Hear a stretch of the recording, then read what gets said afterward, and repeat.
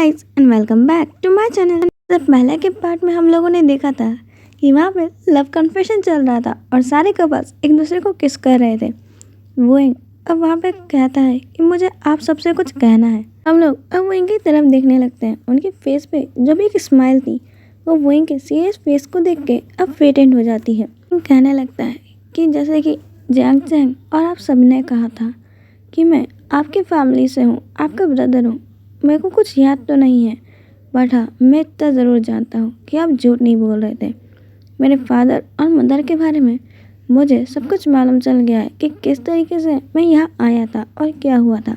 And मेरे पास एक secret है जो शायद आप लोगों को मुझे हेट करने पे प्रवोक कर दे। मैं नहीं चाहता कि आप में से मुझे कोई हेट करे, बट मैं इसे सीक्रेट की तरह नहीं रखना चाहता हूँ, क्योंकि जब तक मैं ये बात छुपाते रहूँगा मुझे लगेगा कि मैं आप सबका प्यार डिज़र्व नहीं करता। और वहीं अब लनवांग जी की तरफ घूमता है और कहता है और हो सकता है कि उसके बाद तुम मुझसे और प्यार ना करो और तुम मुझे छोड़ दो। लनवांग जी वहीं का हाथ पकड़ लेता है और कहता है कि तुम कुछ भी करो या फिर कुछ भी कहो, मैं तुम्हारे साथ हमेशा रहूँगा। जब तक तुम चाहते हो मैं हमेशा तुम्हारे साइड पे रहूँगा, तुम्हें प्रोटेक्ट करते। वहाँ पे वही कहता है कि मैं एक वैम्पायर हूँ। वहाँ पे सब लोगों के कान खड़े हो जाते हैं, कहते हैं कि क्या। वही कहता है कि मैं एक वैम्पायर हूँ और उन सभी के सामने वो अपने वैम्पायर फॉर्म में आके बताता है। वहाँ पे वही की ये बात सुन के पहले सब लोग शॉक थे और लैनवांग जी वहीं से कहता है कि सारे विंग्स जब बाहर आते हैं क्या ये हर्ट करते हैं। वही कहता है कि नहीं। लैनवांग जी फिर पूछता है क्या ये टीथ सच में इतने लॉन्ग है और शार्प है, क्या मैं टच कर सकता हूँ। वो इनके टीथ को टच करके देखने लगता है।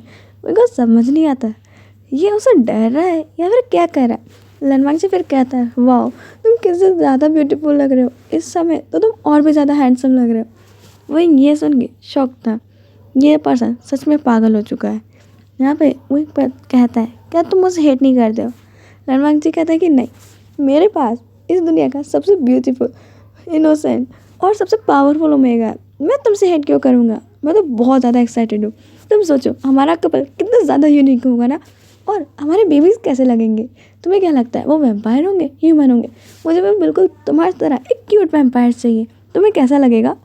वहाँ पे लनवांग जी की ये सारी बातें सुन के तो वो कब दिमाग पूरा ब्लैंक हो चुका था कि मैं क्या सोच रहा था, लोग मुझसे हेट करेंगे। यहाँ पे पूरे माहौल ही उल्टा है और सब लोग भी वो इनको एडमायर कर रहे थे कि वो कितना ज़्यादा क्यूट है। वहाँ पे वही सोचता है कि सच में ये दुनिया काफ़ी अजीब है और सारे अजीब लोग सिर्फ मेरे सराउंडेड में ही भरे पड़े हैं। खोजता कि इन सभी ने उसे एक्सेप्ट कर लिया है। वहाँ पे अचानक से बहुत तेज़ी हवाएं चलने लगती हैं, सारी लाइट्स बंद चलने होने लगती हैं।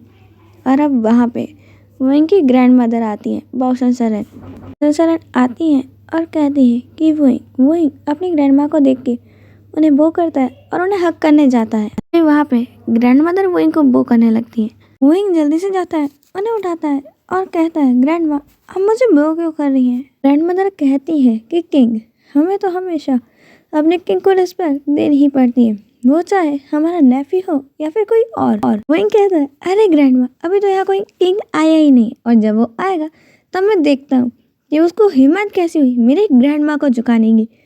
वहाँ पे ग्रैंड माँ कहती है वैसे किंग तुम ही हो। अपने तरफ उंगली को दिखाते थे, क्या आप मेरी बात कर रही हैं। ग्रैंड माँ हमें सर हिलाती है और कहती है कि जब तुम अपने वैम्पायर्स के पावर्स मिले थी क्या तुम भूल गए तुम कौन से रूप में थे। तुम पूरे वाइट जेट की तरह लग रहे थे। तुम्हारा वो पूरा लुक सिर्फ एक एम्परर का होता है। वैम्पायर किंग के एम्परर हो और उसके साथ साथ तुम यहाँ पे वे क्लैन के भी एम्परर बनते हो। वे चांगसे से जो तुम्हें पावर्स मिली है वो भी सबसे ज़्यादा प्योर और पावरफुल है, जो तुम्हें सबसे ज़्यादा पावरफुल और प्योर काइंड हार्टेड पर्सन बनाती है। तुम इससे हमेशा सबकी मदद करना, वरना ऐसी पावर किस काम की जो हम अपने लिए इस्तेमाल करें। अपने बारे में तो सब सोचते हैं पर दूसरों के बारे में सोचना भूल जाते हैं। जैसे कि एक माँ कभी भी अपने बारे में तो कभी सोचती ही नहीं है, हमेशा अपने परिवार और अपने बच्चों के बारे में सोचती है और दिन रात सिर्फ उनकी सेवा और उनके लिए काम में लगी रहती है। कई लोग जॉब्स के साथ साथ ये सब कुछ हैंडल करते हैं। अगर ने किसी भी एक मेल को या फिर मान लिया जाए, सिर्फ उनकी डॉटर को या फिर सन को भी एक दिन के लिए कहा जाए, वो सारा काम करे, जॉब को करते हुए घर का क्लीनिंग और पूरे फैमिली को संभाले, तो उनको वो सबसे ज़्यादा ट्रबलसम और बहुत ज़्यादा हैवी वर्क लगता है। बट कैसे एक वुमेन, एक लेडी ये हमेशा करती आ सकती है, ये काफ़ी डिफ़िकल्ट होता है। बट वो करती है बिना ये सोचे समझे कि उसे इन रिटर्न कुछ मिलेगा या फिर ना मिलेगा। उसी तरीके से तुम्हें भी अपनी किंग की ड्यूटी अच्छे से निभानी है, ये सोचे समझे बिना कि कोई तुम्हारे बारे में क्या सोचेगा। तुम्हें सबकी मदद करनी चाहिए, ना कि तुम्हें ये सोचना चाहिए कि तुम कैसे उन लोगों से और भी ज़्यादा चीज़ें अफोर्ड कर सकते हो। अपने ग्रेड को पूरा करने के लिए क्यों हम ये सब कुछ करें?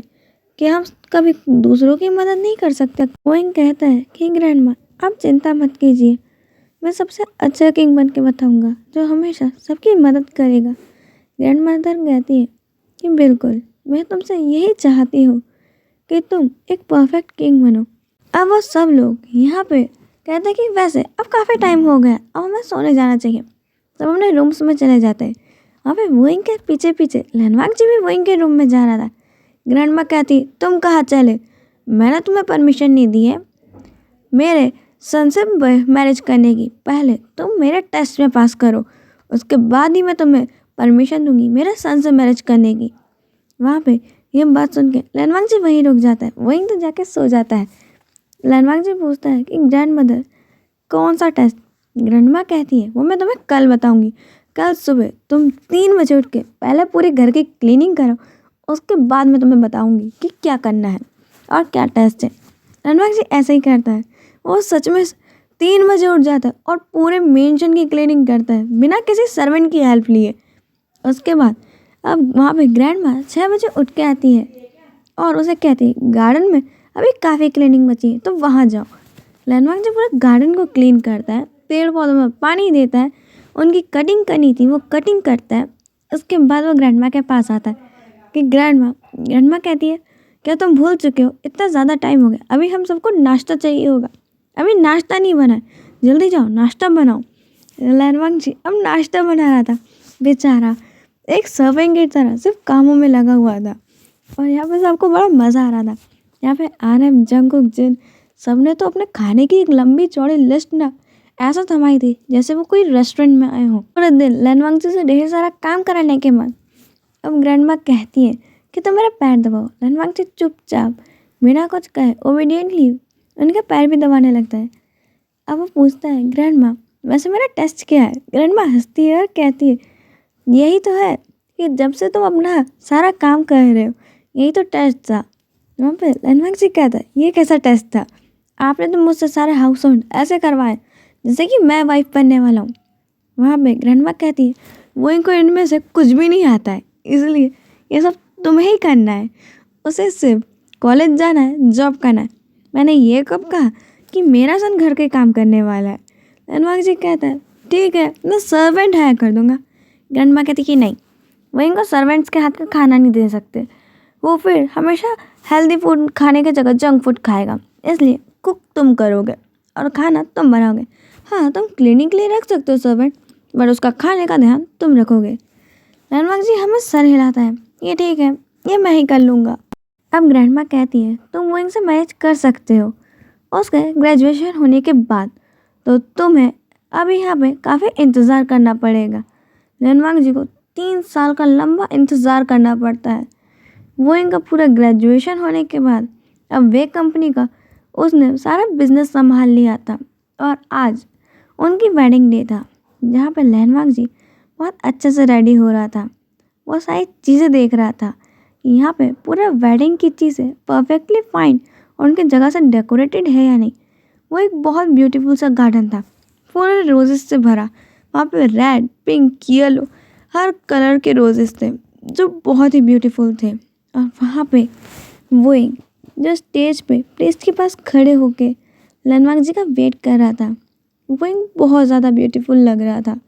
वहाँ पे अब हेलीकॉप्टर से पेटल्स की बारिश होने लगती है और एक हेलीकॉप्टर से लैनवांग जी जंप करता है, जो बहुत ज़्यादा हैंडसम था। उसने वाइट कोट पहना हुआ था, उसके बाल हवा में उड़ रहे थे और वो अपना पैराशूट खोलता है उसके अंदर बहुत सॉफ्टली लैंड करता है। वहाँ पे वो एक बुके पकड़ता है और अब बहुत प्यार से चलते हुए आ रहा था। आर्यन उसके पीछे एक बास्केट से फ्लावर्स फेंक रहा था जो बहुत ज़्यादा क्यूट लग रहा था। उसके बाद लैनवांग जी अब जाता है वो बुके वोइंग के सामने नील डाउन होके उसे देता है। I love you, will you marry me. Roshan हमें सर हिलाता है। लैनवांग जी अब रिंग बॉक्स से रिंग निकालता है और अब उनकी ऑफिशियली वेडिंग रिंग्स वो दोनों एक दूसरे को पहनाते हैं। प्रीस्ट कहता है कि अब आप दोनों किस कीजिए। वहाँ पे किस का वर्ड सुनते हैं वो एक शौक था, क्या मुझे इतने पब्लिक के बीच में किस करना है।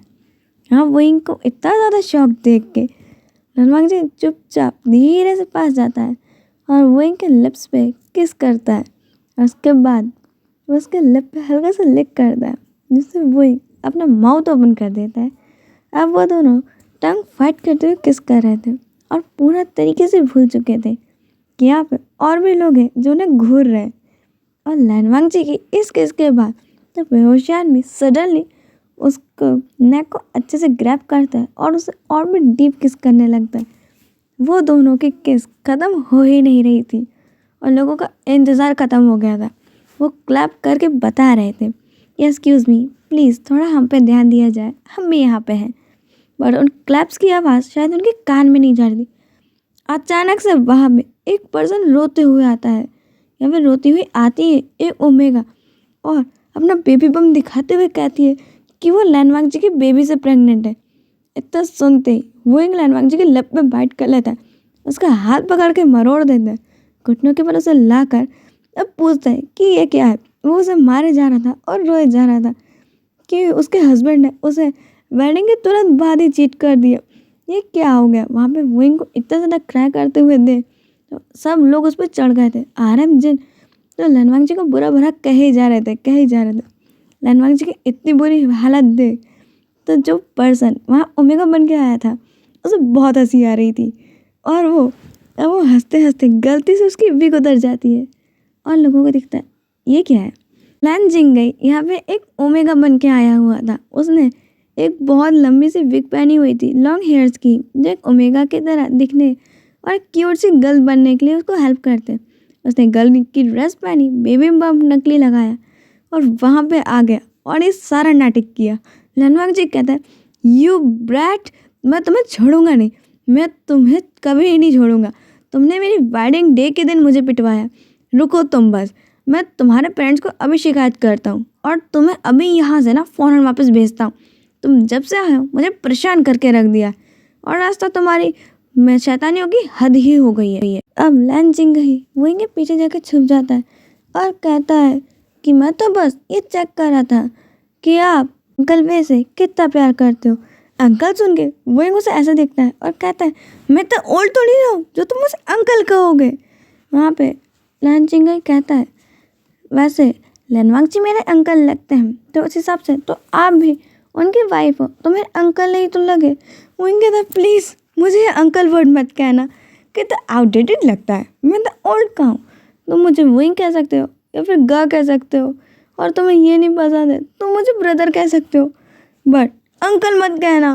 वहाँ पे लैन जिंग भी मान जाता है। वो लोग हंसने लगते हैं कि ये मज़ाक काफ़ी ज़्यादा बोल्ड था और लैनवांग जी तो बहुत ज़्यादा गुस्से में था कि आज का दिन इतना ब्यूटीफुल था, उससे बर्बाद करने वाला सिर्फ ये बदतमीज़ इंसान ही है जिसने उसकी शादी के दिन को यादगार नहीं इतना भयानक तरीके से यादगार बनाया है कि जब भी उसे अपने वेडिंग डे याद आएगा उसे ये चीज़ ज़रूर याद आएगी कि उसकी शादी के दिन ही उसकी ओमेगा ने उसे पीटा है।